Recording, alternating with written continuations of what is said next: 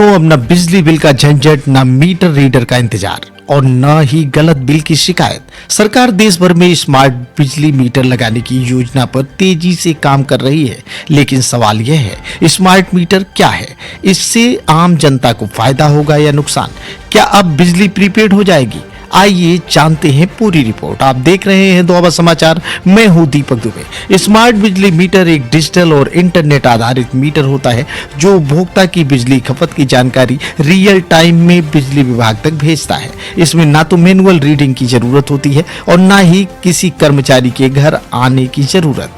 सरकार का कहना है बिजली चोरी पर इससे रोक लगेगी, डिस्काम का हो रहा घाटा कम होगा, उपभोक्ताओं को सही और पारदर्शी बिल मिलेगा, डिजिटल इंडिया को बढ़ावा मिलेगा। इसी उद्देश्य से केंद्र सरकार ने रिमैप्ड डिस्ट्रीब्यूशन सेक्टर स्कीम RDSS के तहत देश भर में करोड़ों स्मार्ट मीटर लगाने का लक्ष्य तय किया है।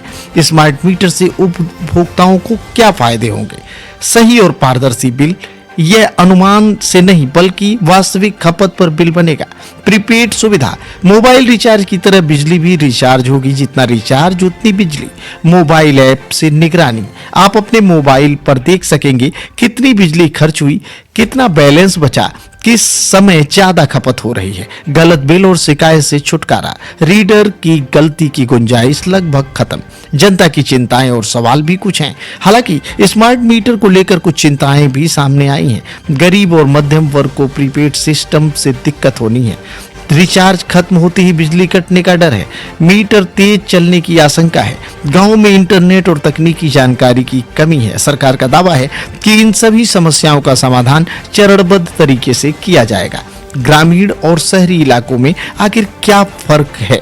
शहरों में स्मार्ट मीटर लगाने का काम तेज है, जबकि गांवों में इसे धीरे धीरे लागू किया जा रहा है। सरकार का कहना है कि किसी पर जबरन प्रीपेड मीटर नहीं थोपा जाएगा और उपभोक्ताओं को पहले जागरूक किया जाएगा। सरकारी पक्ष क्या कहता है?